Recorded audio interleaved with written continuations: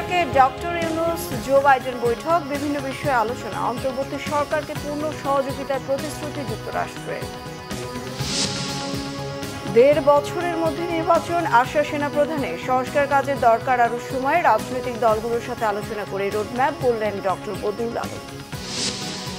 পোশাক শ্রমিকদের 18 দফা মেনে সমঝোতা স্মারক সই, হাজিরা, বোনাস ও টিফিনের টাকা বাড়ছে, ন্যূনতম মজুরি নিয়ে কাজ শুরু অক্টোবরে। ঋণ সহায়তা পেতে সঠিক পথে বাংলাদেশ, বৈদেশিক মুদ্রার রিজার্ভ নিয়ে সন্তুষ্ট নয় আইএমএফ। অর্থ উপদেষ্টার সঙ্গে বৈঠকে আর্থিক কাজ সংস্কারে সহযোগিতায় জোর।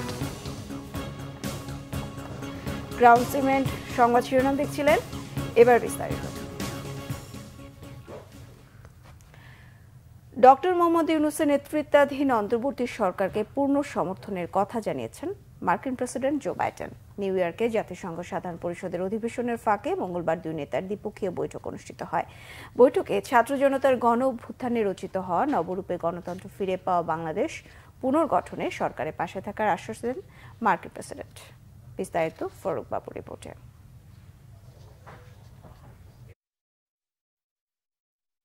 পর বাংলাদেশ যুক্তরাষ্ট্র সম্পর্ক কখনো ভালো, কখনো টানাপোড়েনের মধ্য দিয়ে গেছে। নানা উত্থান পতনের মধ্য দিয়ে যাওয়া সম্পর্ক গত এক দশকে যায় তলানিতে। আওয়ামী লীগ সরকারের সঙ্গে যুক্তরাষ্ট্রের সম্পর্কের অবনতি হয় গণতান্ত্রিক চর্চার অভাবের কারণে। তার সাথে যুক্ত হয় মানবাধিকার লঙ্ঘন এবং সুশাসন প্রতিষ্ঠা না করতে পারার ব্যর্থতা। যুক্তরাষ্ট্রের সাথে সেই সম্পর্কে গতি ফিরিয়েছেন নোবেল বিজয়ী ডক্টর মোহাম্মদ ইউনূস। বিগত ৩০ বছর পর দুই দেশের প্রধানের সাথে একান্ত বৈঠক শেষে তাদের বক্তব্য বলে দেয় সম্পর্কের উচ্চতা কোথায় পৌঁছাবে। মঙ্গলবার জাতিসংঘের সাধারণ অধিবেশনের সাইডলাইনে মার্কিন প্রেসিডেন্টের সঙ্গে বৈঠক করেন বাংলাদেশের অন্তর্বর্তী সরকারের প্রধান উপদেষ্টা।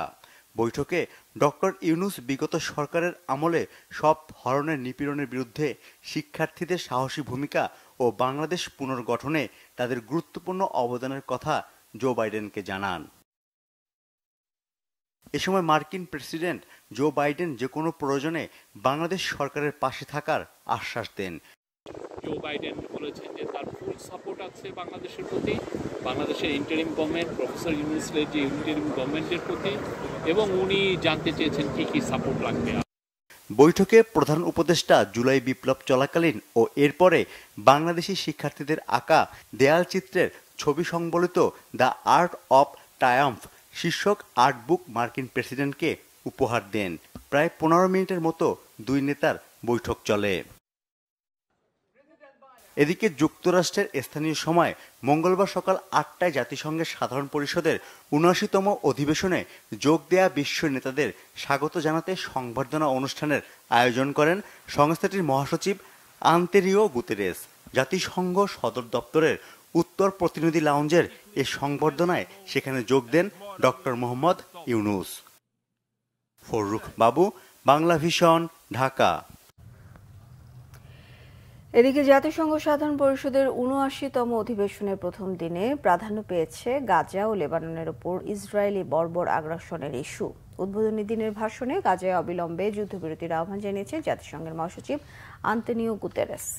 উদ্বোধনী দিনের ভাষণে গাজায় হামলা বন্ধের আহ্বান জানালেও যথারীতি ইসরায়েলের আত্মরক্ষার অধিকার আছে বলে মন্তব্য করেছেন মার্কিন প্রেসিডেন্ট জো বাইডেন।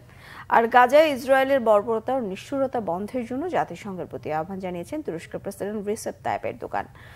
জাতিসংঘ সাধারণ পরিষদের উদ্বোধনী ভাষণে জাতিসংঘের মহাসচিব আন্তোনিও গুতেরেস গাজায় ইসরায়েলি আগ্রাসন বন্ধ করে জিম্মিদের নিঃশর্ত মুক্তির আহ্বান জানান। একই সাথে স্বাধীন ফিলিস্তিন রাষ্ট্র গঠনের উপর জোর দেন। এছাড়া লেবাননে হামলা চালিয়ে ৫ শতাধিক নাগরিককে হত্যার জন্য ইসরায়েলের সমালোচনা করেন জাতিসংঘের মহাসচিব। লেবানন ইসরায়েল সংঘর্ষ গোটা মধ্যপ্রাচ্যকে বড় ধরনের সংঘাতের দিকে ঠেলে দিবে বলে সতর্ক করে দিয়েছেন তিনি। এদিন প্রেসিডেন্ট হিসেবে শেষবারের মতো সাধারণ পরিষদে বক্তব্য রাখেন মার্কিন প্রেসিডেন্ট জো বাইডেন। তিনি ইসরায়েল ও হামাসকে যুক্তরাষ্ট্রের দেয়া যুদ্ধবিরতি প্রস্তাব মেনে নেওয়ার আহ্বান জানান। আর জাতিসংঘের অধিবেশনে ফিলিস্তিনি প্রতিনিধিদের অংশগ্রহণকে স্বাগত জানিয়েছেন তুরস্কের প্রেসিডেন্ট রিসেপ তাইপ এরদোগান। তিনি বলেন, ইসরায়েলি হামলার ফলে গাজা ভূখণ্ড নারী ও শিশুদের জন্য বিশ্বের সবচেয়ে বড় কবরস্থানে পরিণত হয়েছে।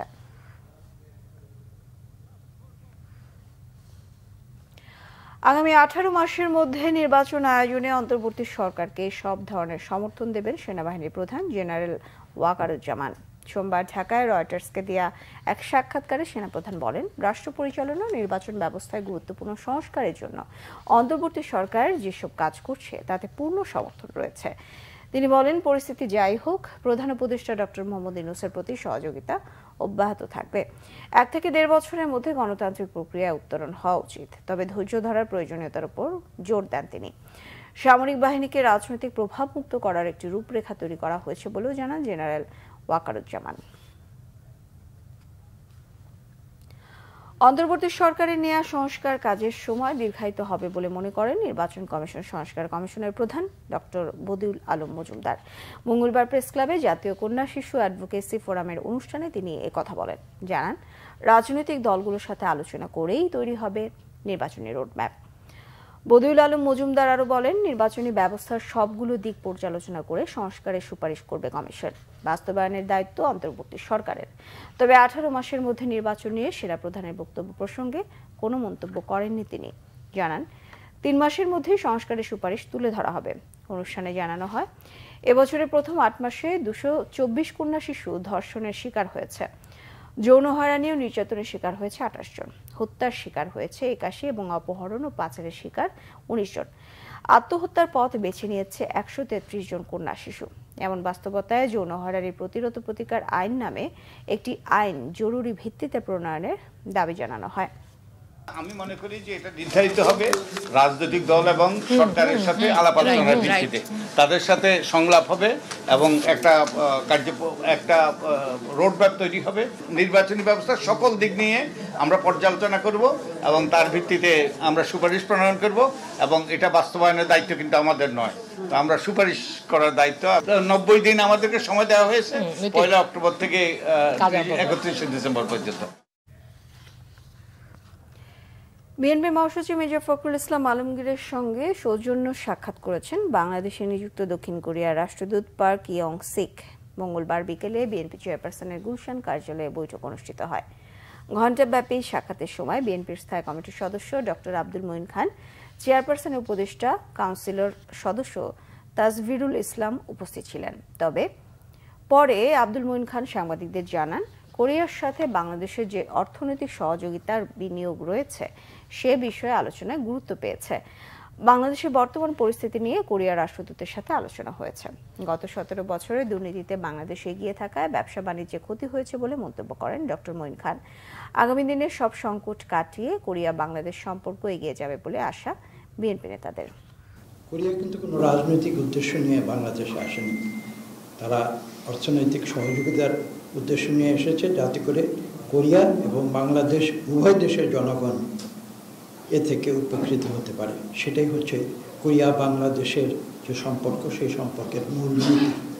এবং আমরা সেই নীতি অনুসরণ করেই কিন্তু আমরা দুই দেশের মধ্যে অতীতেও সম্পর্ক বজায় রেখেছি এবং আমরা কথা বলেছি যে ভবিষ্যতে যদি বাংলাদেশের জনগণ বিএনপিকে এই দেশ পরিচালনার দায়িত্ব দেয়, তাহলে আমরা বাংলাদেশের মানুষের তথা কোরিয়ার মানুষের যে স্বার্থ, সেই স্বার্থ সর্বাগ্রে বিবেচনায় নিয়ে আমরা উভয়ের মধ্যে সৌহার্দ্য বজায় রেখে আমরা উন্নয়নের পথে এগিয়ে যাব। বিএনপির স্থায়ী কমিটির সদস্য সালাউদ্দিন আহমেদ বলেছেন, রাষ্ট্র সংস্কারের পাশাপাশি গণতন্ত্র প্রতিষ্ঠায় নির্বাচনের রোডম্যাপ চায় বিএনপি। মঙ্গলবার কক্সবাজারে পুড়িয়ে দেয়া জেলা বিএনপির কার্যালয় পরিদর্শন শেষে সাংবাদিকদের তিনি কথা বলেন। সালাউদ্দিন আহমেদ আরও বলেন, ফ্যাসিবাদের পতন হলেও তাদের দোসরদের এবং দেশি বিদেশি ষড়যন্ত্র এখনো অব্যাহত। এই ষড়যন্ত্রের বিরুদ্ধে দেশবাসীকে ঐক্যবদ্ধ হতে হবে। ফ্যাসিস্ট আওয়ামী লীগ সরকারের সময় গুমের শিকার হয়েছিলেন উল্লেখ করে মামলা করার কথা জানান বিএনপির স্থায়ী কমিটির এই সদস্য। এই অন্তর্বর্তীকালীন সরকার ব্যর্থ হওয়া মানে জাতি ব্যর্থ হওয়া, সুতরাং এই সরকারকে ব্যর্থ হতে দিতে পারি না আমরা। জাতীয় এবং আন্তর্জাতিক ষড়যন্ত্র বাংলাদেশের বিরুদ্ধে এখনো অব্যাহত আছে। বাংলাদেশের অভ্যন্তরে অস্থিরতা সৃষ্টির জন্য ষড়যন্ত্রকারীরা এখনো প্রচেষ্টা চালাচ্ছে, সেটা আপনারা দেখতে পাচ্ছেন বিভিন্ন জায়গায়। সুতরাং এই সমস্ত অস্থিরতা যাতে বাংলাদেশের গণতান্ত্রিক অভিযাত্রাকে বাধাগ্রস্ত না করতে পারে, সেই জন্য আপনারা সবাই সজাগ থাকবেন এবং সবাই ভূমিকা রাখবেন। পোশাক শ্রমিকদের 18 দফা দাবি মেনে নিয়ে মালিক শ্রমিক ও সরকারের মধ্যে সমঝোতা স্মারক সই হয়েছে। এর ফলে শ্রমিকদের হাজিরা বোনাস ও টিফিন ভাতা বাড়ার পাশাপাশি কাজ চলবে ন্যূনতম মজুরি বাস্তবায়নে। সেই সাথে আগামী 10 অক্টোবরের মধ্যে মালিকদের বকেয়া বেতন পরিশোধ করতে হবে। এরপরও বিশৃঙ্খলা কিংবা নৈরাজ্য হলে তা বরদাস্ত করা হবে না বলে হুঁশিয়ারি দিয়েছেন উপদেষ্টারা। আরও জানাচ্ছেন সৈয়দ আব্দুল মুহিত। শ্রমিক অসন্তোষের জের ধরে অশান্ত সাভার, আশুলিয়া ও গাজীপুরের কয়েকশো রপ্তানিমুখী পোশাক কারখানা। পরিস্থিতি উত্তরণে সেনাবাহিনীর নেতৃত্বে যৌথ বাহিনী মোতায়েনের পর কয়েক দফায় পোশাক শ্রমিক ও মালিকদের সাথে বৈঠকে বসে সরকার। মঙ্গলবার সচিবালয়ে শ্রম উপদেষ্টার নেতৃত্বে 4 জন উপদেষ্টা, তৈরি পোশাক মালিকদের সংগঠন বিজিএমইএ, পোশাক শিল্পের কয়েকটি শ্রমিক সংগঠনের নেতাদের সাথে বৈঠকে 50টি দাবি পর্যালোচনা করা হয়। এর মধ্যে শ্রমিকদের হাজিরা বোনাস 225 টাকা, টিফিন ভাতা আরও 10 টাকা বাড়ানো সহ শ্রমিকদের টিসিবির মাধ্যমে কম মূল্যে পণ্য দেওয়ার সিদ্ধান্ত হয়। এছাড়াও ব্ল্যাকলিস্ট করে শ্রমিক হয়রানি বন্ধ, 10 অক্টোবরের মধ্যে বকেয়া বেতন পরিশোধ সহ মাতৃত্বকালীন ছুটি 3 মাসের বদলে 4 মাস করার সিদ্ধান্ত হয়। শ্রমিকদের বিরুদ্ধে মামলা প্রত্যাহার, জুলাই হতাহতদের প্রধান উপদেষ্টা তহবিল থেকে সহায়তা সহ 18টি দাবি বাস্তবায়নে মালিক ও শ্রমিক সংগঠনের নেতারা সমঝোতা স্মারকে সই করেন। তোমাদের ডিমান্ডগুলি ফুলফিল করার জন্য যে ঘোষণাটা হলো, আমার বিশ্বাস তোমরা এটা মেনে নিয়ে তোমরা যার যার কর্মে তোমরা ফিরে যাবে। আমাদের শ্রমিক ভাই বোনদের প্রতি, সবার প্রতি যে কোনো আলোচনা যে কোনো ফ্যাক্টরিতে বসেই তারা যেন কথা বলে শেষ করে, যদিও আর আলোচনার কোনো বিষয় এখানে থাকছে না, কিন্তু কোথাও যেন কোনো রাস্তা বন্ধ নয়, কোনো ভাঙচুর না হয়, এইটা আমার উদ্যত আহ্বান থাকবে। পোশাক শিল্পের বাজার যাতে হাতছাড়া না হয় সেজন্য শ্রমিকরা এখন কাজে ফিরবে বলে আশা শ্রম উপদেষ্টার। আর কোনো অজুহাতে চুক্তির বরখেলাপ না করতে মালিকদের সতর্ক করেন স্বরাষ্ট্র উপদেষ্টা। সরকার যেহেতু সবগুলো দাবির বিষয়ে আলোচনা হয়েছে এবং একটা সমাধানে আমরা পৌঁছাতে পেরেছি, সরকার এখন কোনো প্রকার বিশৃঙ্খলা আর কোনোভাবেই বরদাস্ত করবে না এবং সেটার ব্যাপারে কঠোরভাবে ব্যবস্থা নেওয়া হবে। আগামীকাল থেকে এই শিল্পটা চালু হবে এবং কোনো ধরনের বিশৃঙ্খলার সৃষ্টি হবে না, কিন্তু এরপরও যদি কোনো রকমের বিশৃঙ্খলার সৃষ্টি হয় সেই জন্য কিন্তু আমাদের অন্যান্য ব্যবস্থা নিতে হবে, যেটা নিয়ে আমাদের কারদের জন্যই কাম্য না। শিল্প কারখানার পরিবেশ স্বাভাবিক রাখতে সরকারের সর্বোচ্চ চেষ্টা থাকবে বলেও উপদেষ্টারা জানান। সৈয়দ আব্দুল মুহিত, বাংলাভিশন, ঢাকা। $3 বিলিয়ন ঋণ সহায়তা পেতে IMF এর শর্ত পূরণে বাংলাদেশ সঠিক পথে থাকলেও বৈদেশিক মুদ্রার রিজার্ভ নিয়ে সন্তুষ্ট নয় সংস্থাটি।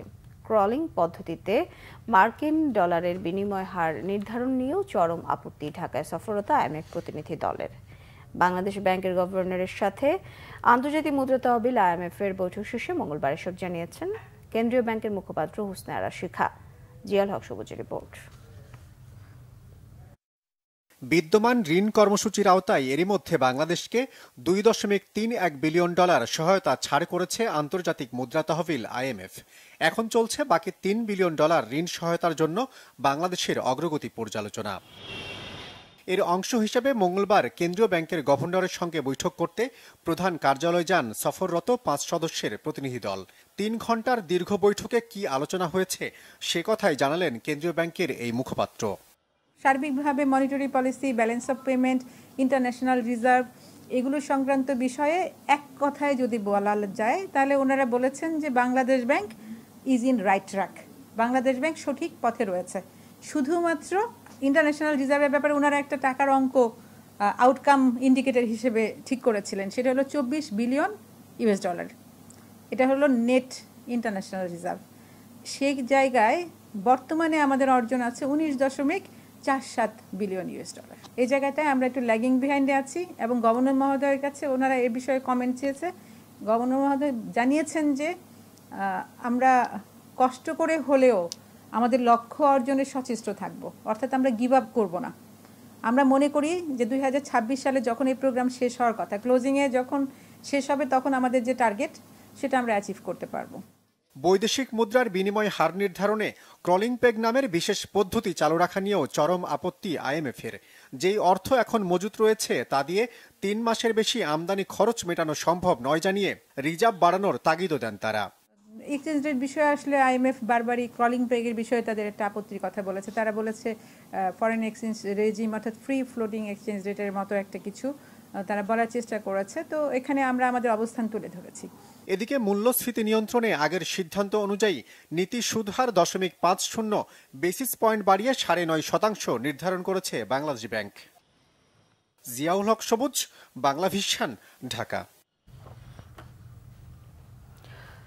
ব্যাংকিং সেক্টর সহ বেশ কিছু সংস্কারের জন্য আইএমএফ কি ধরনের সহযোগিতা করবে সে বিষয়ে আলোচনা হয়েছে বলে জানিয়েছেন অর্থ ও বাণিজ্য উপদেষ্টা সালেউদ্দিন আহমেদ। মঙ্গলবার সকালে অর্থ মন্ত্রণালয়ে আইএমএফ প্রতিনিধি দলের সাথে আলোচনা শেষে কথা জানান। সংস্কারের বিষয়ে এনবিআর ও বাংলাদেশ ব্যাংকের সাথেও তাদের আলোচনা হবে জানিয়ে অর্থ উপদেষ্টা বলেন, শুধু আইএমএফ নয়, অন্যান্য দাতা সংস্থার সাথেও কথা হচ্ছে। আগামী অক্টোবরে ওয়াশিংটনে বিশ্ব ব্যাংকের বৈঠকে এ সংক্রান্ত বিষয়ে মূল আলোচনা হবে বলেও জানান তিনি। ডক্টর সালেউদ্দিন আহমেদ বলেন, দাতা সংস্থাগুলোর সাথে কথা বলে অর্থনৈতিক খাতগুলোতে কারিগরি সহযোগিতা এবং প্রয়োজনে আর্থিক সহযোগিতার ব্যাপারে আলোচনা করা হবে। আমাদের রিসোর্স দরকার, তাই না, সম্পদের দরকার। আমরা তো যতটুকু পারি দেশের সম্পদ আহরণ করে করবে, কিন্তু এর মধ্যে কিছু কিছু জিনিস আছে সেটা বিদেশি সাহায্য, বিদেশি সে লাগবে। এর মধ্যে আইএমএফ একটা আমাদের অন্যতম বিষয়। আইএমএফ যারা সাধারণত ব্যালেন্স অফ সাপোর্ট দেয় এবং এটা ব্যাংকিং সেক্টর এবং রেভিনিউ সেক্টরের জন্য অত্যন্ত গুরুত্বপূর্ণ একটা বিষয় পৃথিবীর সব দেশই। এদের সাথে আজকে আমাদের আলাপ হলো, একটা মিশন আসছে যে আমাদের সম্ভাব্য কি কি আমাদের দরকার, আরো যে প্রোগ্রাম যেটা আছে সেটা একটা রিভিউ। এটা কিন্তু এসে না টেকনিক্যাল টিম না, তারা আসছে যে আমরা কতদূর এগুলাম এবং আমরা বলেছি যে আমাদের মোটামুটি সংস্কারের বিরুদ্ধে আমরা পদক্ষেপ নিয়েছি। ব্যাংকিং সেক্টরে বলেন, এনবিআর সেক্টরে আমরা নিয়েছি। এটা সময় কিছু লাগবে, এই ব্যাপারে আমাদের রিসোর্স গ্যাপ কত লাগবে সেই নিয়ে আলাপ হয়েছে। দূতাবাসে প্রবাসীদের সেবা দেওয়ার ক্ষেত্রে কোনো অনিয়ম বা গাফিলতি হলে শ্রম কল্যাণ উইং এর কর্মকর্তাদের বিরুদ্ধে ব্যবস্থা নেওয়া হবে জানিয়েছেন আইন ও প্রবাসী কল্যাণ উপদেষ্টা ডক্টর আসিফ নজরুল। তিনি বলেন, মালয়েশিয়া যেতে না পারা কর্মীদের সম্পূর্ণ টাকা না দিয়ে অঙ্গীকারনামা নেওয়া হলে আবারও তদন্ত করা হবে। 1 মাসের মধ্যে বিমানবন্দরে প্রবাসীদের ভিআইপিদের মতো সুযোগ সুবিধা দেওয়ার কথাও জানান এই উপদেষ্টা। আরও জানাচ্ছেন মিরাজ হোসেন গাজী। দায়িত্ব নেওয়ার পর ছুটির দিনেও মন্ত্রণালয়ে অফিস করতে হয়েছে অন্তর্বর্তীকালীন সরকারের গুরুত্বপূর্ণ একাধিক মন্ত্রণালয়ের উপদেষ্টা অধ্যাপক ডক্টর আসিফ নজরুলকে। আর প্রবাসী কল্যাণ ভবনে সাংবাদিকদের সামনে আনুষ্ঠানিক উপস্থিতির আগে কিছু ভালো খবর দেওয়ার প্রস্তুতি ছিল তার। এখানে যারা মিনিস্ট্রিতে আছেন তারা আমাকে যেভাবে সহযোগিতা করে কৃতজ্ঞ ওনাদের প্রতি। অনেক সময় আমরা শনিবার দিন অফিস করেছি।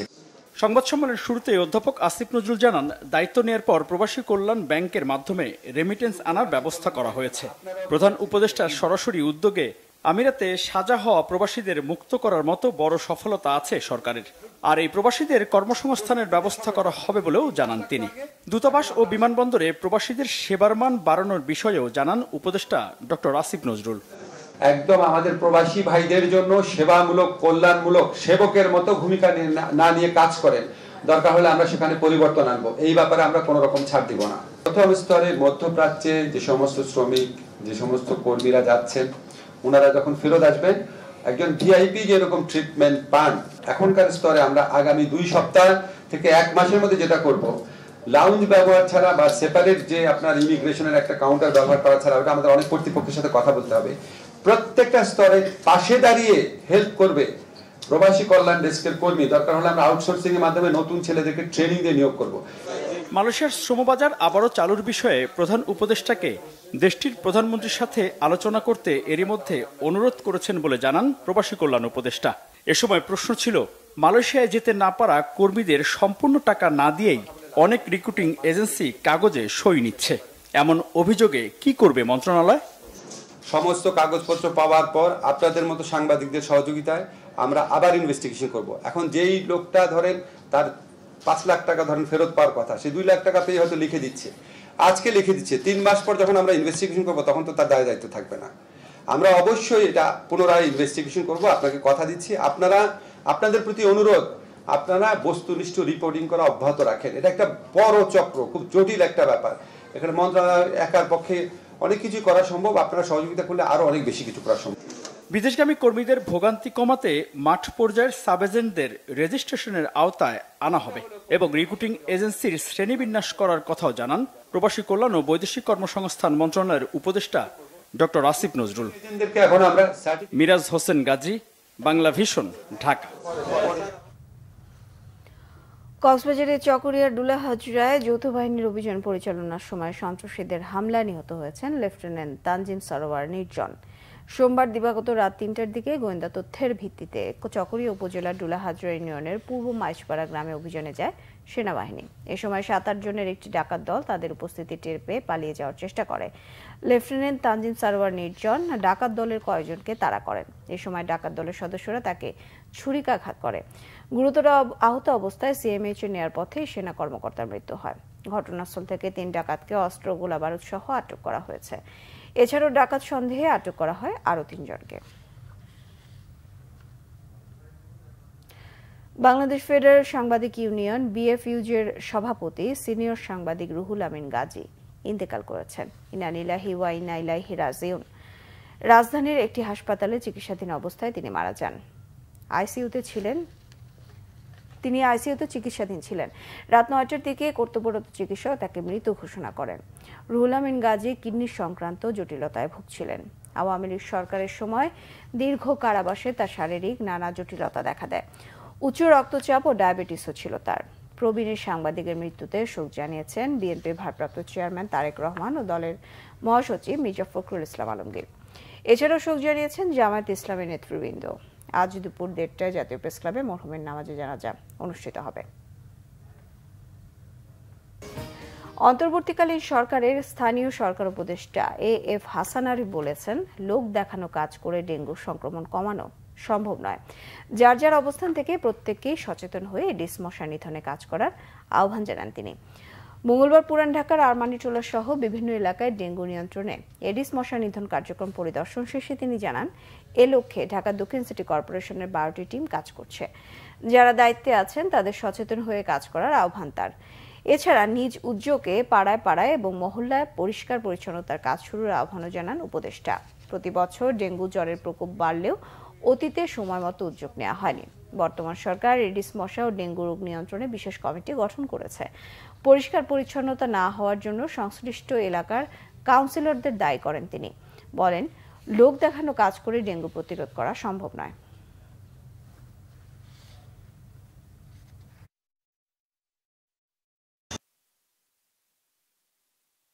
900 ক্রস করে গেছে, যেটা খুবই অ্যালার্মিং। এটা একেবারে নামিয়ে আনতে হবে যে অফিসারদের পক্ষে সম্ভব না যে পাড়ায় পাড়ায় ঘুরে ঘুরে করবেন। সেই জন্য আমাদের ইলেক্টেড রিপ্রেজেন্টেটিভ আছেন, কাউন্সিলর সাহেবরা আছেন, ওনাদেরকেও আমি আজকে বললাম মানুষের যে প্রয়োজনগুলো সেগুলো আপনারা দেখবেন, পরিষ্কার রাখা, পরিবেশ ভালো রাখা ইত্যাদি ইত্যাদি। পরিবেশ, বন ও জলবায়ু পরিবর্তন বিষয়ক উপদেষ্টা সৈয়দা রিজওয়ানা হাসান জানিয়েছেন, 1 অক্টোবর থেকে সব সুপারমার্কেট, 1 নভেম্বর থেকে সব কাঁচা বাজারে পলিথিন ব্যাগ ব্যবহার নিষিদ্ধ। সেই সাথে 1 নভেম্বর থেকে পলিথিন শপিং ব্যাগ উৎপাদনকারী প্রতিষ্ঠানগুলোর বিরুদ্ধে অভিযান চালানো হবে বলে জানান। মঙ্গলবার সকালে রাজধানীর মোহাম্মদপুরে এই সংক্রান্ত জনসচেতনতা তৈরি ও পরিচ্ছন্নতা কার্যক্রমের উদ্বোধন করে এসব তথ্য জানান উপদেষ্টা সৈয়দা রিজওয়ানা হাসান। ব্যবসায়ীদের সাথে মতবিনিময়ে উপদেষ্টা জানান, পলিথিন ব্যবহার নিষিদ্ধ থাকলেও এর অতিমাত্রায় ব্যবহারের ফলে মানবদেহে মাইক্রোপ্লাস্টিকের উপস্থিতি পাওয়া যাচ্ছে। তা থেকে মুক্তি পেতে আপাতত পলিথিন ব্যাগ নিষিদ্ধের এই সিদ্ধান্ত। সংবাদ শেষ করব ক্রাউন সিমেন্ট শিরোনামগুলো আর একবার জানিয়ে। নিউ ইয়র্কে ডক্টর ইউনূস জো বাইডেন বৈঠক, বিভিন্ন বিষয়ে আলোচনা। অন্তর্বর্তী সরকারকে পূর্ণ সহযোগিতার প্রতিশ্রুতি যুক্তরাষ্ট্রে। 1.5 বছরের মধ্যে নির্বাচন, আশা সেনাপ্রধানের সংস্কার কাজের দরকার আরও সময়। রাজনৈতিক দলগুলোর সাথে আলোচনা করে রোডম্যাপ বললেন ডক্টর বদিউল আলম। পোশাক শ্রমিকদের 18 দফা মেনে সমঝোতা স্মারক সই, হাজিরা বোনাস ও টিফিনের টাকা বাড়ছে। ন্যূনতম মজুরি নিয়ে কাজ শুরু অক্টোবরে। ঋণ সহায়তা পেতে সঠিক পথে বাংলাদেশ, বৈদেশিক মুদ্রা রিজার্ভ নিয়ে সন্তুষ্ট নয় আইএমএফ। অর্থ উপদেষ্টার সঙ্গে বৈঠকে আর্থিক কাজ সংস্কারের সহযোগিতায় জোর। এই ছিল এখনকার মতো। পরের সংবাদ সকাল 7:30টায় দেখার আমন্ত্রণ রইল। এছাড়া বাংলাদেশের সংবাদ ও সংবাদ সংশ্লিষ্ট অনুষ্ঠান দেখতে ভিজিট করুন www.bbnews24.com ও facebook.com/bangladeshnews। সাবস্ক্রাইব করুন youtube.com/bangladeshnews। সঙ্গে থাকায় ধন্যবাদ সবাইকে।